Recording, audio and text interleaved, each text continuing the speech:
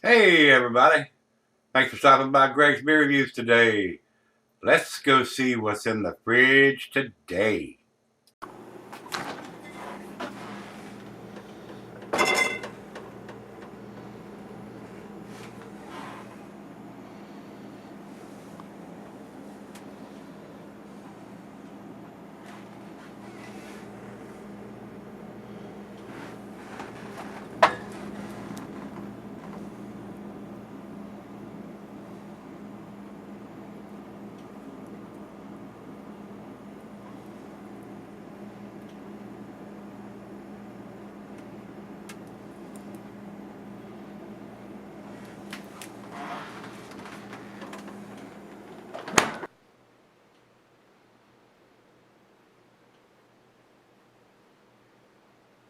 Hello everybody, welcome to Gregsbeerreviews. Today, as y'all seen in the opening video, this is a 2012 edition of Samaels Ale from Avery Brewing. Another big monster beer from these guys. Back in 2010 through 2013, I tried to get my hands on a lot of these big monster ales for some dumb reason. I wanted to get those big alcohol beers at that time. Not so much anymore, guys. So, man, there's all kind of little things flying around in here. I don't buy these monster beers too much anymore, but I do review them when they are sent to me. And this one has been in my cellaring fridge since 2012. I bought this beer back in 2012, and it is a monster beer. There's no reason to produce a beer of this magnitude, in my humble honest opinion, unless you're just trying to get into Hammer Lane or get shit-faced real quick, guys. So I don't purchase them anymore. I've learned that the beers between 7 and 12% usually give you all the flavor and taste that you're wanting, or whatever. Depends on what you're after, guys. Back then, I bought a lot of these big monster beers, and they've been in the fridge downstairs cellaring since I bought them. And I'm clearing those out now. As you've seen in the opening video, like I said, there is a ton of junk in the bottom of this bottle, which I am not a fan of. So I'm going to pour this. I almost want to go get a damn filter and pour it through a filter. I'm just not a fan of all that coagulation in the bottom of these bottles when you cellar it this long, approximately 7 years. But it's going to happen. And even if you're selling a Imperial Stout or Imperial Porter, that beer is so dark you can't see that in it until you're pouring it in there and those big chunks come floating out at the end of the pour. And this one is not a dark beer. And I can see all of that stuff just floating around in the bottom of the bottle, and I don't like that. So if I was drinking this off camera and not reviewing it, I would pour it through a filter to filter out that crap. I'm just not a fan of it. No, it's not going to hurt you, but I just don't like all them big chunks of floating coagulation in my beer. That's just me, though. That's just me, my OCD. I'm just not a fan of that. But you guys, some of you guys, depending on the style of the beer, you know, especially a wheat beer or something like that, you want to swirl all that around and mix it up and get it into the glass, because there's a lot of flavor in that. But just being a barley wine, and it's awful light colored in a bottle for a British barley wine. That's what Beer Advocate is calling it.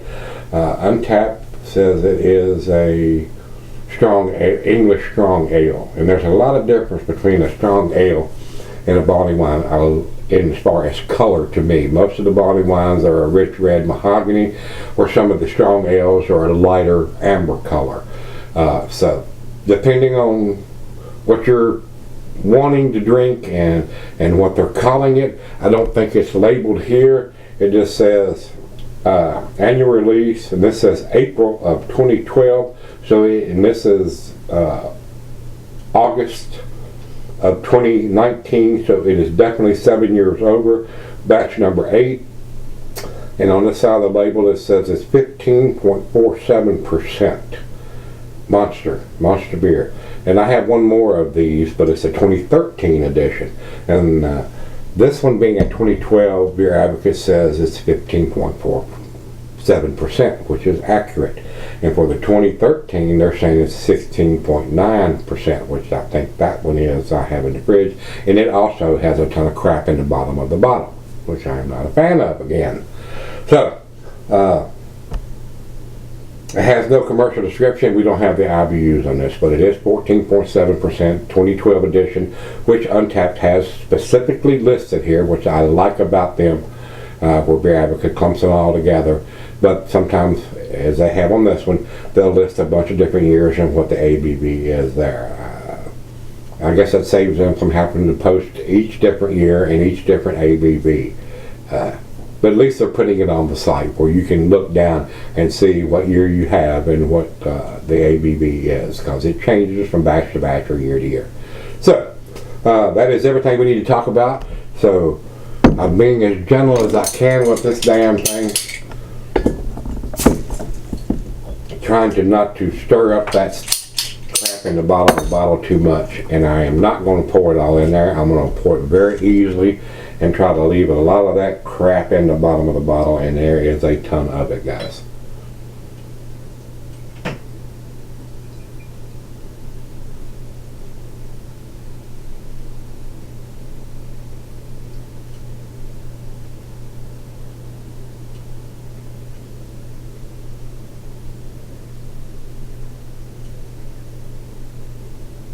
And I am watching it as it comes out, and like I said, I don't want all that crap in my beer. And there it's starting to come out of the bottle. I've got a little bit in there, but not as much as left in that bottle. You can see them floating around in there. So this is just me. It's probably not going to hurt you, but I don't like all them big chunks floating around in my beer. I just don't like it. I don't like it. I said I don't like it. So I'm not going to drink it. The rest, that little last swig in there, will get poured out.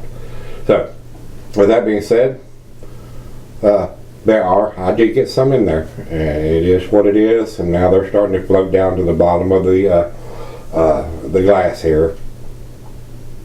It is a nice mahogany color up here, but fairly clear down there. But even still, I've got quite a bit of that in there. And like I said, if I was drinking this on camera, I would filter this. I have some paint filters that I run crap like this through when I'm not drinking it. So it is what it is. I got your ass. And there's another one. Look at these little sons of bitches. These little fruit flies, I hate them. Y'all have to excuse me while I'm dealing with these little, I ain't gonna say that, that's a little on the rude side, but gnats or fruit flies, it's hard to say. Once they get to this size where I can see them flying around like that, they're almost to the fruit fly stage. And y'all may be able to see this little sumbitch flying around in here. He's been bugging me for 3 or 4 days now.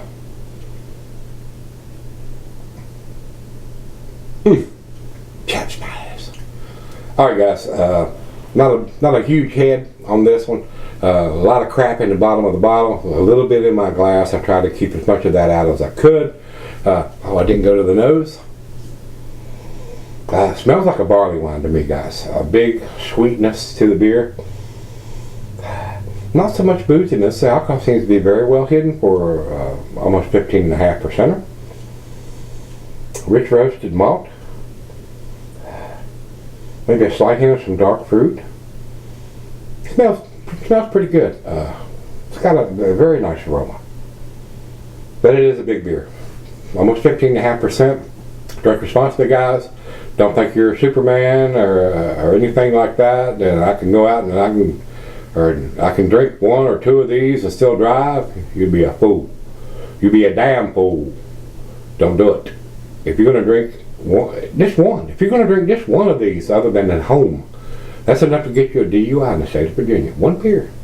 Because this is like 3 beers in 1 bottle. So just remember that. I don't want to see you get hurt or get in trouble or hurt any innocent people. I emphasize that quite a bit, guys, especially when I'm drinking these big monster beers. You young bucks, oh man, I can drink 6 of them and still drive. Yeah, right. Go ahead there, fool. You'll get the chrome bracelets on. You know, you might beat the law of averages every now and then, but it will catch up with you. It will catch up with you eventually. If you continue to do that, you will end up with a DUI. So, don't want to see that happen. So, let's get on with the beer. Enough fussing and ranting and public service announcements. Let's dive in. Cheers, everybody.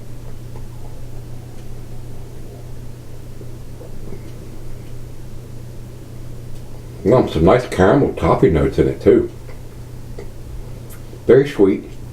To me, more like a barley wine than a Belgian strong ale. Maybe a hint of some Belgian yeast going on in there. I'm not aware of them saying that.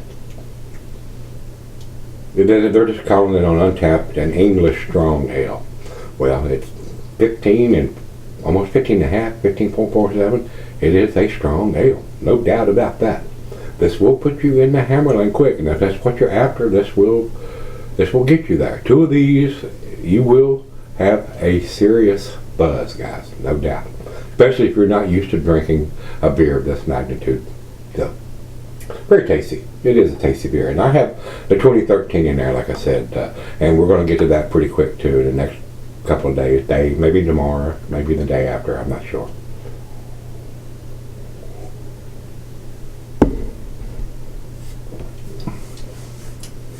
Very pleasant. Very, very pleasant. Very enjoyable beer. I think the alcohol is very well hidden for that big of a beer. So they've done this very, very well. And like I said, Beer Advocate has a bunch of different years listed starting at 2006 and goes up to 2015. So I don't see anything for a 2016 up to a 2019 right now. So I'm not sure they're still brewing this beer. They may have done it for that series and then stopped. They're saying the 2012 edition was batch number 7, and 2013 is 2012 is batch number 8, 2013 is batch number 9, and 2015 is batch number 11. So it's 2, 3, 4, 5, all the way down to batch number 11. So whether they produced it after 2015, and I'm sure because it's not listed here on Beer Advocate. So they may have retired the beer, I'm not sure. So we're going to sip on this. It's right out of the fridge, and we'll come back and give it a grade. Yeah! Alright guys, I'm back. Been sipping on about an hour now. Very tasty beer, guys. I mean, it is an exceptionally well-made beer for the alcohol content that it has. Just be aware, a whole lot of junk in the bottom of the bottles when you sell them this long. I try to keep as much of it as I could out when during the pour, but I do have it. There is still some in the bottom of the glass here. So, very tasty beer, very well-made beer for the alcohol content. Tastes more like a barley wine to me than a Belgian strong ale.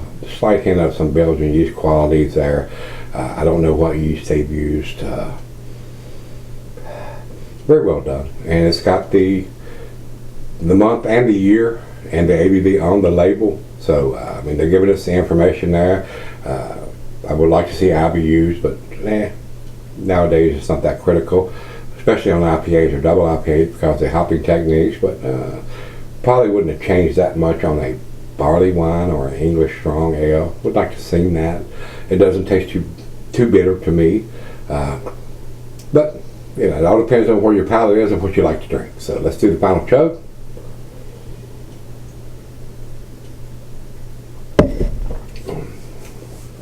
Very well done for a monster beer, guys. For 15.47. Very well done. I'm not going to take that away from Avery. If you don't like the floaties, you might want to drink it as fresh as you can to prevent that from happening, but it happens quite a bit on beers that you sell for a long time that are not super dark where you can't see it. Anything that's got a lighter color to it, you're going to see that in the bottle and see it in the glass. So if that offends you, like it does me, be careful on your pour and don't sell it quite as long. You'll get less of that. And but I do think this is a pretty tasty beer for what it is. Like I said, I do have a 2013 edition in we'll get to real soon. Other than that, I think it's an A beer, guys. A minus beer. That's what I'm going to give it. I'm going to give it a 92 from me because it has the month and the year and the ABV, and the alcohol's pretty well hidden for a monster beer. So very well done. Very well done. So we'll jump over to Untapped. Well, Beer Advocate has it at 88. I think it's a little better than that. Untapped has it at 4.21. That's about where I'm putting it, with A minus. Tasty beer. But I don't know how old that these guys that have posted reviews are, or whether they're drinking a 2015 or an older version, or what they're drinking. It says 2012, so hopefully everybody that's posting are posting from a 2012. Let me step down and see. The last one was done or posted on June 24th of 2019. So this guy evidently is drinking a 2012 2 months ago. So, and he gave it a 4. So, yeah, probably these guys are posting on the 2012 edition, which is what I have here. So, and for them to all average out the grade to be a 4.21 tasty beer. So I agree, it is. So if you have a 2012, just be aware you're going to have a lot of junk in the bottom of it, and you might ought to drink it if that offends you, and be easy on your pour like I was, but you're still not going to get it all out unless you're pouring through some kind of filter. So hate to have to go to that extreme, but it is what it is. So if you've had a 2012 edition of this beer from Avery, the Samaels Oak Aged Ale, let me know what you think. Till we meet again, let's go see what's in the fridge.